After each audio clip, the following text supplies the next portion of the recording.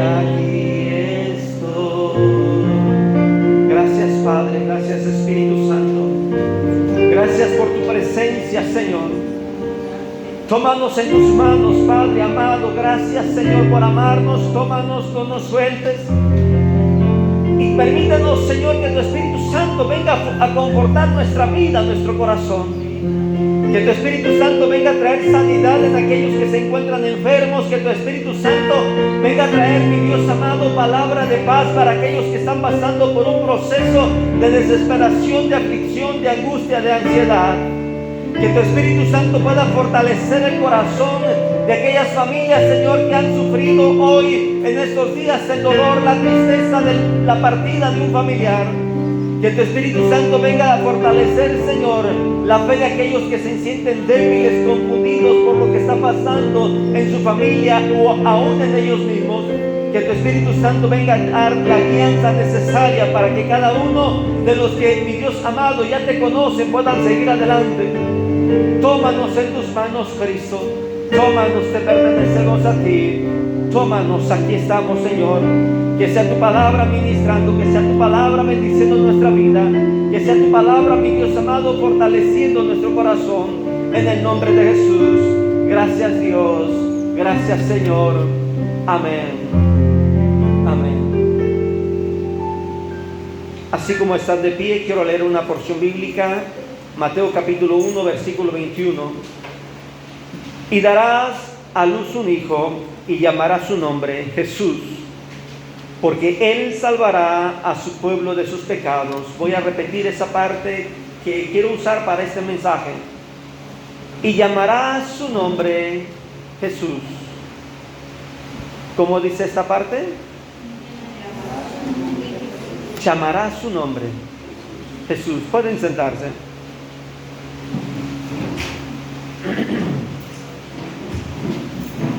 El nombre de Jesús es tan común hoy en día. Los vecinos, la familia,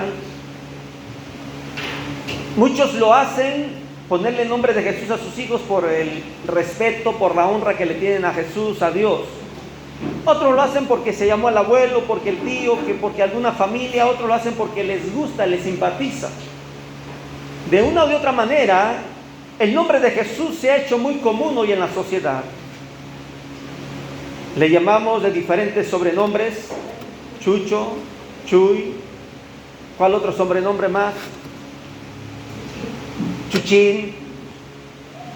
Al grado de que es tan común el nombre que cuando leemos en la Biblia el nombre de Jesús no le damos el mismo respeto que merece.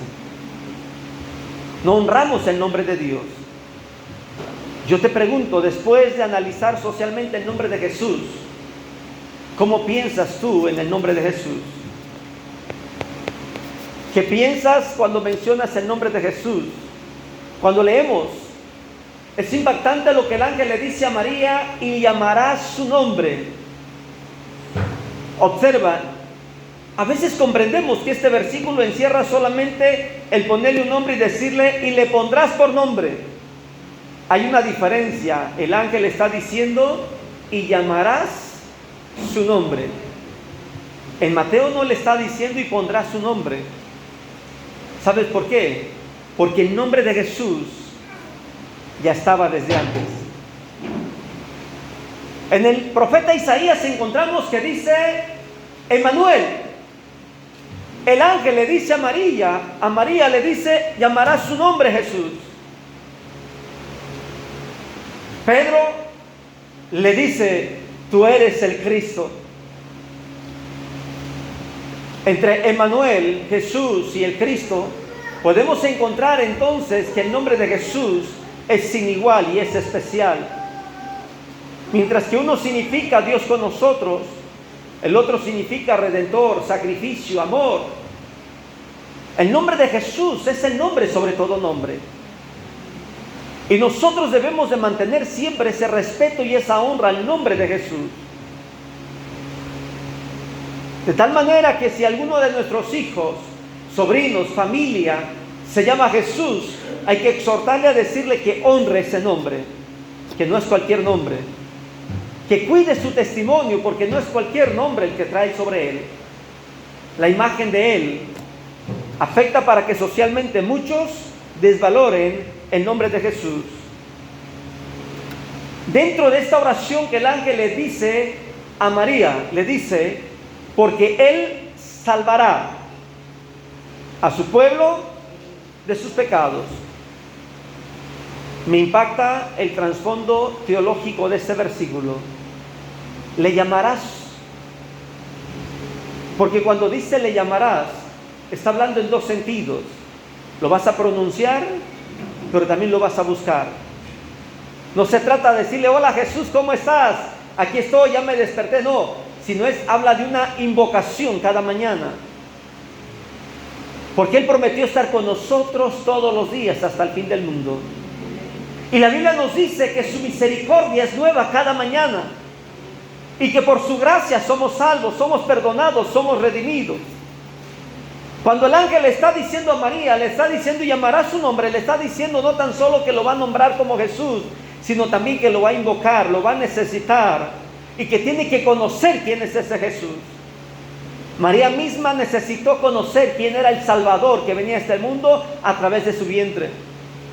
Y dice la Biblia que cuando María empezó a ver que Jesús crecía y había una diferencia entre otros hijos, entre otros muchachos, dice la Biblia que María guardaba en su corazón todo lo que pasaba con Jesús.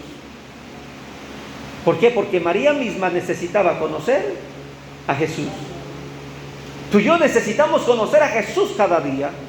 Tú y yo necesitamos identificar quién es Él para nosotros, qué puede hacer por nosotros cada instante. ¿Quién es Jesús? Y basado en eso, yo quiero que analicemos que Jesús es nuestro Salvador, ya lo sabemos. Pero más que eso, sigue siendo nuestro escudo y nuestra fortaleza día a día. Y que a pesar de que ya tenemos una relación con nuestro Padre Celestial por medio de Jesucristo, aún cada instante, dice el apóstol Juan, abogado tenemos para con el Padre. Porque cada instante podemos fallar, cada instante podemos pecar, cada instante podemos alejarnos de Dios, pero es el Espíritu Santo quien nos redarguye y es Jesucristo quien nos limpia de todo pecado y nos presenta limpios y dignos ante el Padre. ¿Quién es Jesús para ti? ¿Quién es Jesús para tu familia? ¿Quién es Jesús para ese apellido que tú cargas? Porque no todos los de tu familia son cristianos, no todos los Valdés, no todos los Solís, no todos los Toledos, no todos los Hernández son cristianos. Yo en mi familia todavía tengo algunos que siguen el trabajo que dejó mi abuelo, sirven ahí en los altares. Pero cada vez que mi padre llega al pueblo a predicar, ellos cierran la capilla y mandan toda la gente a escuchar el mensaje de mi padre. Eso es algo bueno. Pero hablo de que en los hábitos de la familia no todos conocen a Jesús como lo conocemos nosotros. Probablemente tu familia no conoce a Jesús como tú lo conoces. Y eso lleva una responsabilidad para que nuestra familia conozca a Jesús como yo lo conozco. Y que la familia vaya descubriendo cada mañana lo que yo descubro en la oración, en mi intimidad con Dios. Porque no se trata solamente de conocerlo yo cada mañana, de cuando yo doblo rodillas por la mañana, sino que mi familia pueda sentir aquella presencia misma de Dios a través de Jesús en mí. ¿Quién es? Para muchos, Jesús es un revolucionario. Para la política, hoy Jesús es un ejemplo que luchó por los intereses sociales y del pueblo.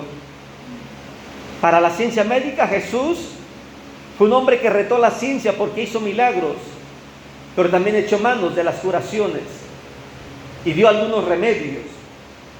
Jesús se ha convertido en una figura icónica en el mundo, una figura de una u otra manera controversial en todo el mundo. Jesús ha movido las políticas y los intereses políticos en muchas épocas en la historia. Jesús es el Hijo de Dios que humildemente nació de una mujer humilde, una mujer sencilla, una mujer usada por el Espíritu Santo, que basada en su humildad, en su sencillez, en su entrega a Dios le plació que Jesús naciera allí. Y yo quiero que hagamos una pausa, porque es muy importante también remarcar esto, que María era una mujer temerosa de Dios, que María era una mujer que buscaba a Dios cada mañana, que María era una mujer que donde ella salía en la calle, donde ella anduviera, mostraba sencillez, humildad y temor a Dios. Esta mujer que pertenecía al grupo de los humildes en aquella época, clamaba a Dios y esperaba en Dios sus promesas. Y ahí es muy importante mencionar, esperar las promesas de Dios. Aunque la promesa de Dios no parezca de manera personalizada en ti, dices, hermano, pero es que la promesa de Dios es para la iglesia, es que la promesa de Dios es para toda la familia. Probablemente no tengas una promesa directa a tu persona, pero mientras sea una promesa donde estés incluido, ten paciencia y espera como María esperaba la promesa de Dios que enviara al Mesías a libertarlos. María era una mujer temerosa de Dios, humilde, sencilla, que a pesar de que ya traía en su vientre, después de que recibió la noticia y fue concebida y empezó a concebir a Jesús, ella no cambió de su actitud. Ella seguía siendo humilde, sencilla. Probablemente tengas un propósito de Dios directamente, una promesa de Dios directa para tu vida, pero necesitas mantener la humildad y la sencillez, porque las promesas de Dios cumplidas en tu vida no tienen que cambiar tu actitud. Al contrario, te deben de mantener más firme en lo que has creído, que es en Cristo Jesús. Dice la Biblia que cuando María fue a visitar a Elizabeth, ella quería pasar la noticia a la familia. Ella se sentía contenta, emocionada, y llegó a ver a su prima Elizabeth, y estando allá, sucede algo inesperado. No sé si te acuerdas de ese acontecimiento, que cuando ella llega, Juan, dentro del vientre de Elizabeth, fue bautizado en el Espíritu Santo. Impresionante. La visita de Jesús a través del vientre de su madre María para Elizabeth y Juan el Bautista en el vientre, hizo descender la presencia del Espíritu Santo. ¿Sabes hasta dónde? Hasta dónde puede llegar una persona que mantiene su humildad y mantiene una relación con Dios, para que en cualquier momento haga descender la presencia de Dios donde se necesite. La Biblia no dice que María llegó, ministró, no, ella simplemente llegó, saludó y fue suficiente. Una persona que cree en las promesas de Dios, una persona que espera las promesas de Dios y una persona que confía en Dios, a pesar de que Dios ya comenzó a cumplir sus promesas en él o en ella, pero mantiene la humildad, la sencillez, esa persona en cualquier momento se convierte en un portador de su presencia. Y la familia va a terminar hablando en lenguas en casa. Y el patrón va a decirle, oye, pero ¿qué te está pasando? Te llegaste hoy algo diferente y no sé, siento algo especial. Y vamos a empezar a transmitir la presencia de Dios. Quiero recordarte que eso no es la única ocasión que la Biblia menciona algo así, porque los hombres de Dios, mujeres de Dios, llegaron en momentos inesperados. Cuando ellos cantaban, cuando ellos buscaban a Dios, hicieron descender la presencia de Dios. Saulo estaba en la cárcel, el apóstol Pablo estaba en la cárcel y comenzó a cantar y descendió la presencia de Dios. En el peor momento de su vida, cuando su ministerio apenas iniciaba, yo creo que Pablo no se imaginaba que después de eso le iban a venir más cárceles, más persecución, azotes. Pero él en ese momento hizo descender la presencia de Dios. Pedro, Jacobo en la cárcel, hizo que descendiera un ángel y los libertara. La presencia de Dios se hace descender en aquellos que saben esperar las promesas de Dios. Volvemos con María. María era una mujer humilde, sencilla, de la descendencia del rey David, un salmista, un hombre especial para la gloria de Israel. Toda la nación de Israel honraba los recuerdos de un hombre llamado David. E Israel sabía que el Mesías iba a venir de esa descendencia. Yo quiero abrir una pausa aquí. Probablemente tú no sabes si alguno de tus antepasados hizo un trato con Dios. Probablemente tú no te imaginas si tu abuelo o bisabuelo hizo un trato con Dios y comprometió su sangre, y por eso es que Dios te tiene aquí. Platicando con una mujer me dijo, fíjese que mi padre era pastor, pero me casé y mi marido era católico.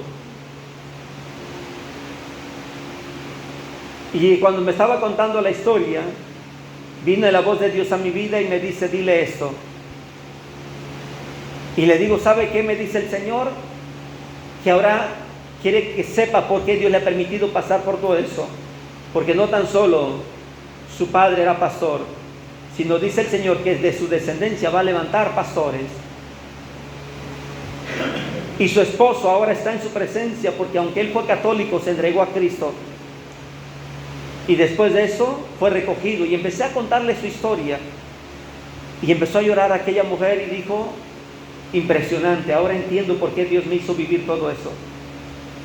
Sabes que quien espera en Dios y confía en Dios, Dios no se olvida de lo que Él prometió para nosotros.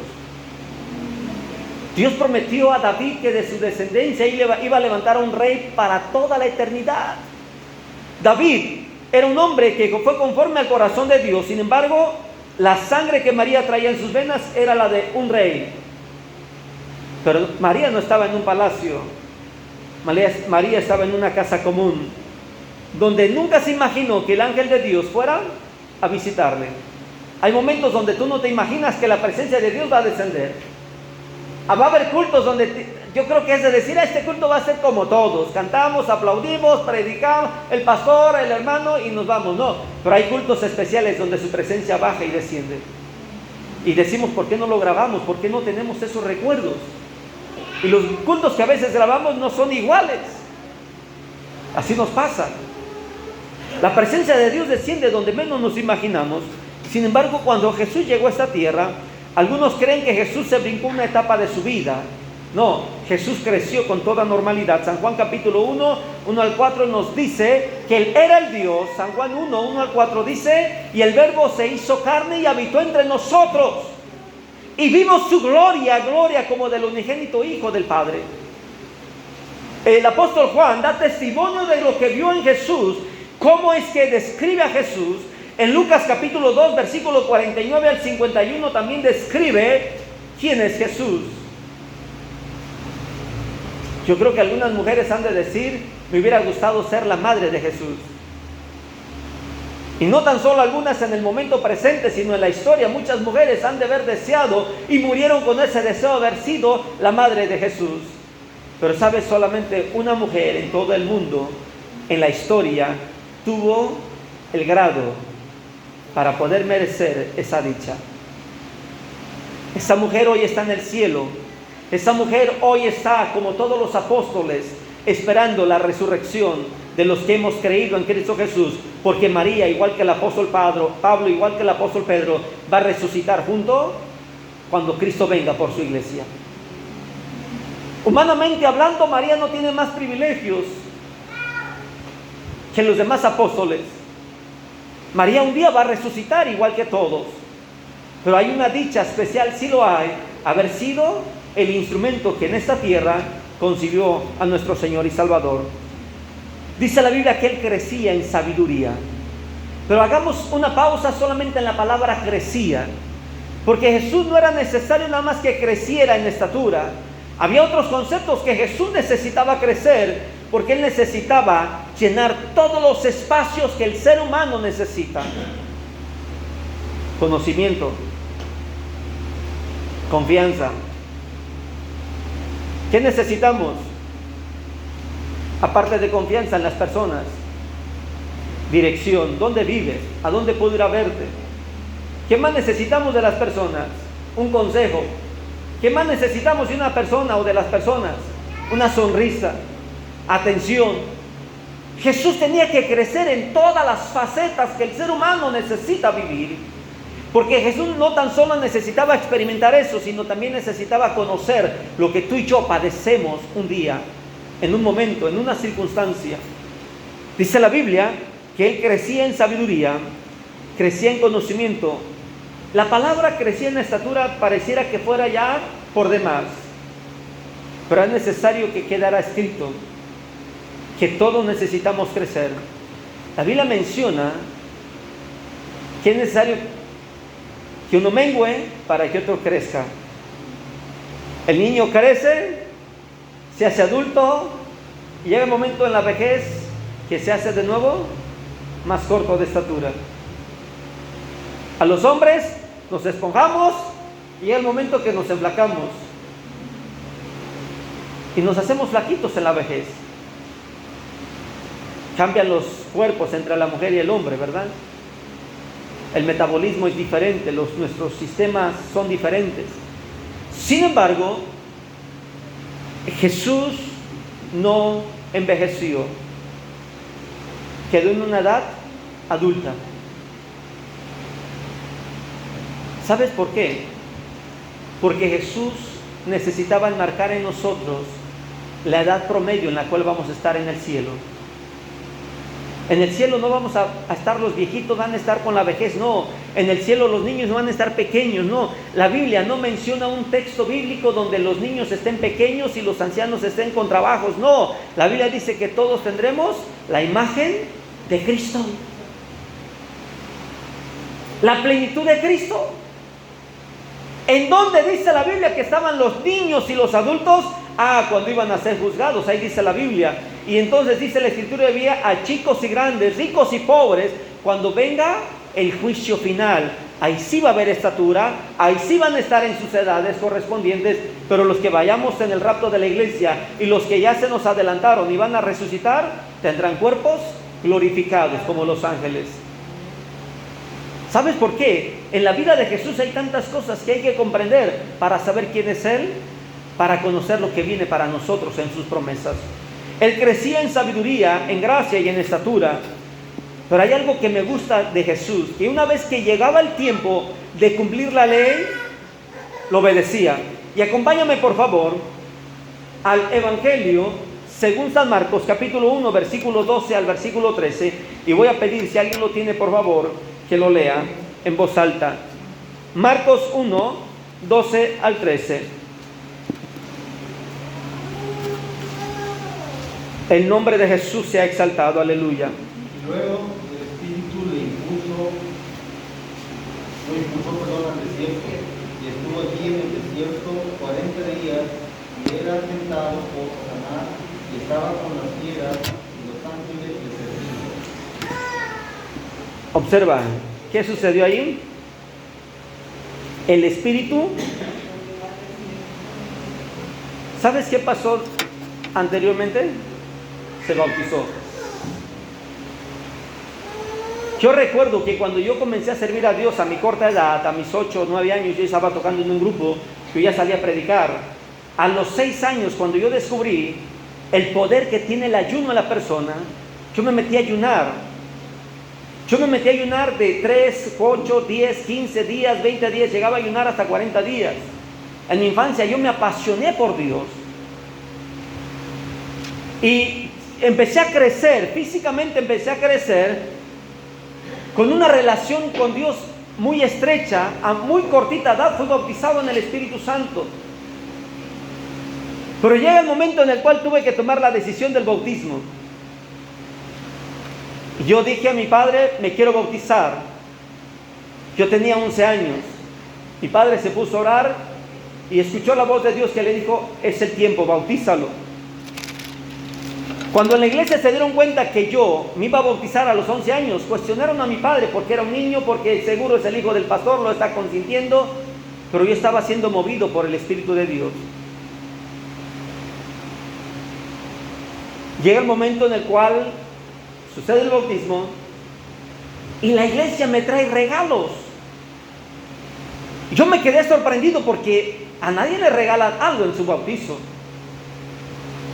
Y hablo de los cristianos, porque allá la tradición católica pues es el bautismo de un niño y le llevan de todo. Te pregunto, ¿a ti te dieron regalos cuando te bautizaste en la iglesia cristiana? Yo me quedé sorprendido y yo dije, ¿por qué me traen regalos? Yo no comprendía que lo que estaba pasando en mi vida era algo de parte de Dios. Y todos aquellos libros, porque todos fueron libros. Y recuerdo un libro, El Diario para Vivir. El Diario para Vivir. Me llamó la atención y cuando abrí ese libro, era un Nuevo Testamento con estudios para cada día. Ese Nuevo Testamento todavía lo conservo, entre otros libros. Pero cuando yo me bauticé, a partir de ahí, y voy a decir algo tristemente, siguiente domingo, fue el último domingo que en ese año yo dejé de leer la Biblia. Y no porque quise, sino porque empecé a pasar por una lucha espiritual muy fuerte, al grado que llegó el diablo a llevarme a tener el deseo de quitarme la vida. Empecé a vivir una lucha espiritual tan fuerte que recuerdo pararme en el puente de aquel río y dije, aquí voy a dejar la bicicleta como evidencia de que fui yo el que se aventó. Crucé el barandal para aventarme, y cuando me iba a aventar de aquel río, aquella tarde, un anciano llegó, me tomó de la mano, me columpié de su mano porque yo me había aventado, y me levanta y me avienta y caigo del lado del puente parado, y se me queda viendo aquel anciano y me repitió lo que anteriormente otro ángel me había dicho: no puedes morir todavía porque no has hecho lo que Dios quiere que tú hagas. Me eché a llorar y en lugar de seguir con la bicicleta, literalmente no podía sostenerme, estaba temblando de mis pies. Después de ahí empecé a caminar con trabajos y la bicicleta a un lado. Salí del puente y como pude, tomé la bicicleta. Llegué a la casa y me fui al templo. Y me puse a llorarle a Dios y le dije a Dios, perdóname. Después de aquella oración, volví a abrir la Biblia. Y Dios me llevó a este versículo, que después del bautismo Jesús mismo fue tentado por el diablo. Y comprendí que lo que había pasado en mí aquel segundo domingo después del bautismo es que el Espíritu de Dios me ha llevado a recibir una acechanza del diablo y un ataque del diablo por un buen tiempo. Jesús mismo fue tentado por el diablo porque Jesús decidió obedecer al Padre con el bautismo. La importancia de obedecer al Padre es elemental para todo cristiano que quiere conocer a Jesús. Pero también el estar consciente que después de esto el diablo se va a levantar. Hay hermanos que piensan que al bautizarse reciben una coraza y se hacen intocables por Satanás, todo le va a ir bien. No. El diablo más se enoja. El diablo se va a levantar contra nosotros. El diablo se va a proponer frenar nuestro caminar con Dios. Para el cristiano que no hace su fe públicamente, el diablo no le preocupa, porque mientras no hagan su fe públicamente, el diablo dice, en cualquier rato sigue siendo de los míos. Es que la Biblia establece dos condiciones para ir al cielo: creer y bautizarse. Porque el que cree y pasan los años y no se bautiza, entonces no está comprometido con Dios. Pero el que cree y se bautiza. Ahora, hay excepciones para personas que no tienen la condición física del bautismo. Y eso es entendible. Una persona que está enferma y no puede bautizarse, no hay problema. Una persona que acepta a Cristo y en cuestión de horas fallece, se va al cielo por cuanto ya tiene a Cristo en su corazón. Pero para aquel que está sano, está trabajando, puede ir, venir, regresar, caminar, pararse, dormir, hacer todo normal, y pasan los años. Recuerdo un hermano que fuimos a visitar hace años y mi madre le dice, hermanos, a ese matrimonio, ¿cuándo se piensan bautizar? Dice el esposo rápidamente, hermana pastora, hasta que Dios lo haga sentir en nuestro corazón. Parece una muy buena respuesta teológica, pero el bautismo es una decisión personal. Jesús tomó una decisión personal desde el bautismo, no porque fuera el Hijo de Dios y fuera el plan de Dios para salvarnos.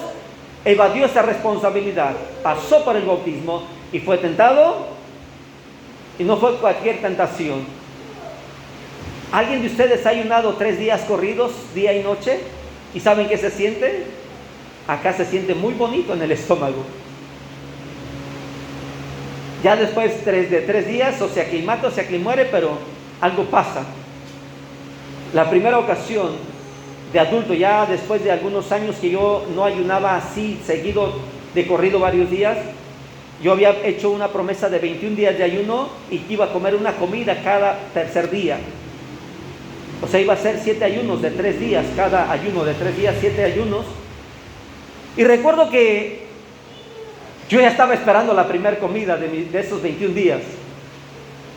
Comí con tantas ganas, pero media hora después me había arrepentido de haber comido todo. Y viene el Espíritu de Dios y me dice, tienes que aprender a cuidar tu cuerpo. El segundo día que me tocaba comer la segunda comida de esos 21 días, comí una tercera parte de aquello. Y me decían, come más. No, gracias. Aprendí a cuidar. ¿Sabes que aprendes mucho cuando tú te metes con Dios en ayuno? ¿Sabes que aprendes mucho cuando tú te pones a buscar a Dios en sacrificio? Y si no lo sabes, te invito a que lo intentes. Aprende a conocer a Jesús también en esa área. Volvemos al punto principal. Jesús se bautizó, pero fue tentado por el diablo. Jesús no quedó exento de ninguna tentación. Así como fuiste tentado tú y estás siendo tentado cada día, Jesús mismo fue tentado. Aún en lo sexual, Jesús fue tentado, porque era un hombre. Y hay dos tipos de hombres, el feo y el guapo. Dicen que no hay, bueno, mejor me callo con ese dicho, pero bueno, vamos a decirlo. No hay feo sin pero, no hay feo sin gracia y guapo sin pero. Jesús no era guapo. La Biblia dice que Jesús no era atractivo para que no fuese deseado. Pero aún así, la Biblia registra de una mujer solamente que le dijo, benditos los pechos que mamaste. Había intención malévola cerca de Jesús. Había mujeres que deseaban a Jesús en la intimidad. Pero dice la Biblia que Jesús se guardó en todo. Él no podía pecar. Y no porque había condición, sino porque él necesitaba mantener su vida en santidad para llegar santo a la cruz de Jesús, allá hasta donde iba a entregar su sangre. Jesús recorrió arduo camino durante 3 años. En 3 años hizo lo que tú y yo no hemos hecho en toda nuestra vida. ¿Quién es Jesús para ti? Lo que tú y yo no hemos hecho en toda nuestra vida, Jesús lo hizo en 3 años. ¿Cuántos kilómetros caminó Jesús? ¿Cuántos kilómetros recorrió Jesús? Hoy vamos a las tortillas de la esquina y sacamos la bicicleta. Vamos a la tiendita que está a 2 casas y llegamos y le echamos la culpa a cubrebocas. Subimos la escalera y ya queremos una silla para sentarnos arriba.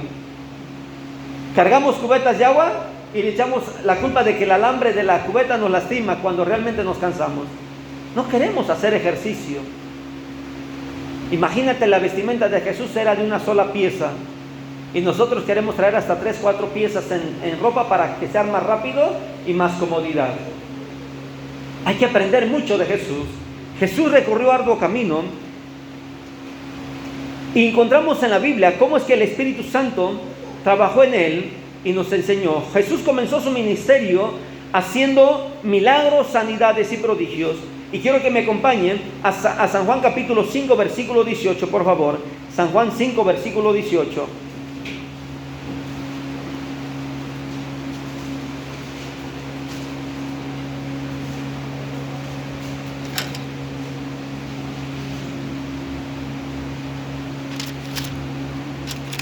¿Ya lo tienes? Dice: por esto los judíos aún más procuraban matarle, porque no solo quebrantaba el día del sábado, sino que también decía que era su propio Padre haciéndose pasar por Dios. Él decía que era Dios. Y basado en eso, comprendemos entonces que la gente de aquellos tiempos lo aborrecía. Dice la Biblia que se admiraban de su doctrina. Dice la Biblia que se admiraban de lo que él predicaba, pero sobre todo se admiraban de que Dios lo respaldaba. Frente a la tumba de Lázaro, me gusta cómo Jesús inició la oración. Gracias, Padre, te doy gracias. ¿Cuántas veces tú y yo hemos dado gracias a Dios cuando estamos pasando por el peor momento de nuestra vida? ¿Cuántas veces frente a la necesidad que tienen nuestros hijos con sus propios hijos, o sea, nuestros nietos, cuántas veces le hemos podido decir a Dios gracias por lo que haces?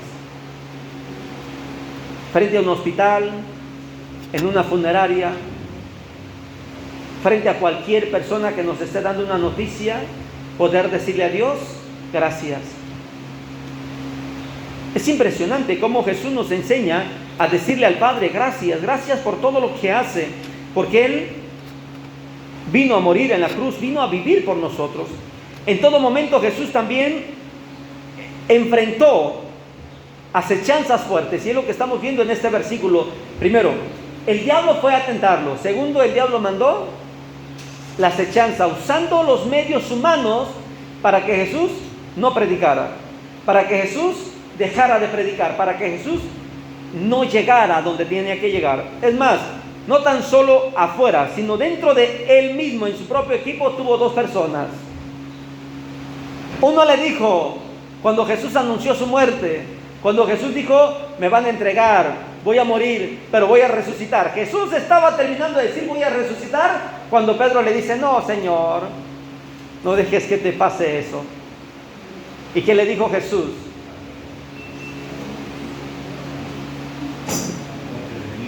Apártate de mí, Satanás. Aprende de Jesús que su enemigo se llama Satanás. Su enemigo no se llama cuñado, tu enemigo no se llama tu carnal, tu hermano, tu hermana, tu suegro, tu suegra, tu concuño, no. Tu enemigo se llama. Usa los medios humanos, el diablo sí es cierto, los usa. Aprendamos eso de Jesús, conozcamos cómo identificar a nuestro enemigo. Tu enemigo, mi enemigo, no es una persona física, es Satanás. Desde el momento que fue bautizado, dijo Jesús, tengo un enemigo, se llama Satanás. Por eso es que en aquellas tentaciones Jesús le dijo al diablo, al Señor tu Dios adorarás. Te vas a rendir, le dijo Jesús. Y el diablo, aunque sabía lo que le esperaba, él hacía su trabajo, impedirle a Jesús predicar. ¿Cuántas personas estaban endemoniadas? La Biblia registra poquitas, pero en aquella generación, en aquella época, había mucha gente endemoniada. ¿Sabes por qué había muchos endemoniados? Porque las religiones de aquellos tiempos, en lugar de acercar a la gente a Dios, la alejaba. Y donde abunda la interpretación equivocada de las Sagradas Escrituras, donde abunda la interpretación equivocada de las Sagradas Escrituras, repito esto, es donde va a abundar endemoniados. Donde no se predique la verdad tal y como es donde el diablo se aprovecha para tomar el corazón y los cuerpos y las mentes de las personas. Pero donde se vive, se predica la palabra de Dios, el diablo no tiene derecho a entrar en el corazón.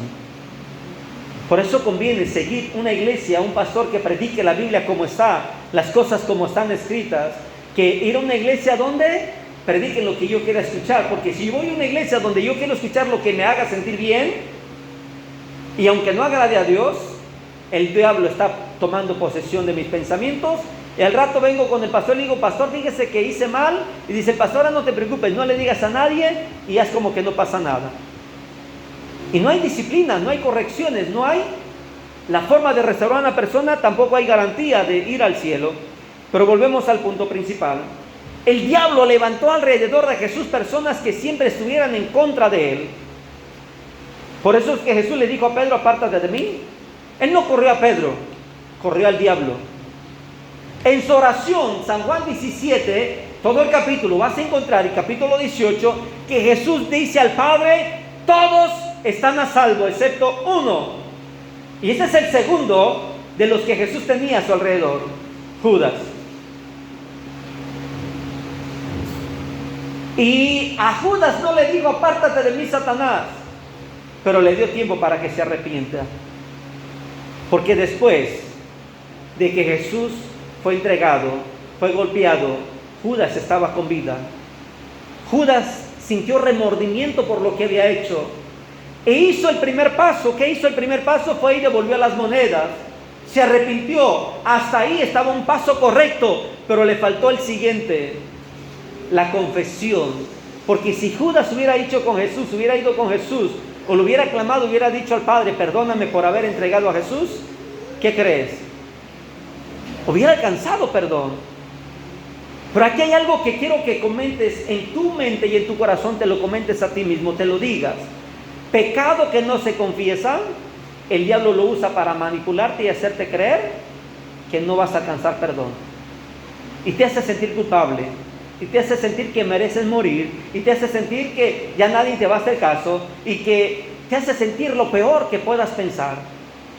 Por eso es que Judas tomó una decisión equivocada: colgarse. Todos en aquel momento que Jesús andaba en su ministerio, todos los que no estaban a favor de Jesús, todos los que estaban en contra, conocieron a Jesús de una manera diferente. Y ellos pensaban que hacían lo correcto. ¿Sí o no? El sumo sacerdote, Caifás, ¿qué dijo? Tenemos que hacer algo, porque este Jesús está causando problemas. Anás y Caifás se juntaron para tomar decisiones. Y dice la Biblia que uno de ellos dijo: a ver, de que muera todo el pueblo por uno, o que muera uno por todo el pueblo, mejor es que muera uno por todo el pueblo. Hay gente que mira a Jesús desde otra perspectiva y no desde la perspectiva correcta para salvación. Hay gente que lee la Biblia para encontrar los defectos y los errores y criticar a las iglesias, pero no la leen para salvación. Hay gente que conoce a Jesús solamente para criticar y señalar los defectos de otros, pero no para buscarlo porque lo necesita. Yo te pregunto hasta aquí, ¿quién es Jesús para ti? ¿Lo conoces como lo conoce la sociedad? ¿El que está solamente crucificado? ¿Lo conoces como lo conocen otros? ¿El que solamente es un revolucionario en la política? ¿O realmente lo conoces como tu Salvador, como tu sanador, como el que te acompaña, el que te sustenta, el que está contigo en todo momento y el que es tu amigo? Yo te pregunto, ¿cuántas veces le has dicho amigo Jesús en la oración? ¿Cuántas veces le has dicho mi hermano Jesús en tu oración? Porque Jesús nos dijo: todo aquel que hace la palabra que mi Padre da, él es mi hermano y mi hermana. Y si tú y yo guardamos sus mandamientos, entonces somos hermanos de Jesús. Quiero que te pongas de pie. Continuaré con este mensaje, con este estudio de quién es Jesús, porque tengo en algunos puntos más cómo es que Jesús se reveló a sí mismo. Él es Jesús. Él es Jesús. Padre, aquí estamos delante de ti, Señor. Gracias, mi Dios amado, porque tu Espíritu Santo nos está llevando a comprender quién es Jesús. Gracias, mi Dios amado, porque tu Espíritu Santo nos lleva a traer paz al recordar que Jesús es quien vino a morir en la cruz del Calvario, pero es más allá de un simple nombre común que hoy la sociedad tiene. Es más allá de un simple nombre que hoy la sociedad evalúa y hoy la sociedad no quiere respetar. Es más allá de un simple nombre de lo que la gente le puede nombrar a una persona. Jesús es el personaje más emblemático, más importante que yo necesito conocer cada día, porque no lo he terminado de conocer, porque no lo he terminado de conocer en todos los aspectos, porque me ha faltado tiempo para estar con Él, porque muchas veces hemos dado importancia a otras situaciones, hemos puesto otras cosas en primer lugar en nuestras prioridades, y hoy nos damos cuenta que hemos hecho mal, porque Jesús debería ser nuestra prioridad número uno en nuestra vida. Vengo a pedirte, mi Dios amado, que bendigas la vida de cada hermano, cada hermana que hoy ha escuchado tu palabra. Espíritu Santo, que podamos conocer cada día quién eres, que Jesús pueda identificar, Señor, mi Dios amado, en nosotros aquellas cosas importantes para poder decir y tener la seguridad que ya nosotros tenemos algo de Jesús. Pero sobre todo, gracias porque a través de Jesús nos acercamos al Padre. Gracias porque a través de Jesús nos acercamos, mi Dios amado, ante el trono de la gracia para alcanzar perdón y restauración. Gracias, Padre, por la vida de cada hermano que hoy ha escuchado este mensaje. En el nombre de Jesús, gracias te damos, Señor. Aleluya.